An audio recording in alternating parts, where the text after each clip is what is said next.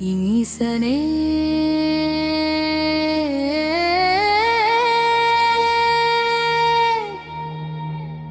என் பரம்பொருளே, அறியா பிழை செய்து விட்டே என்னை மன்னித்து விடு.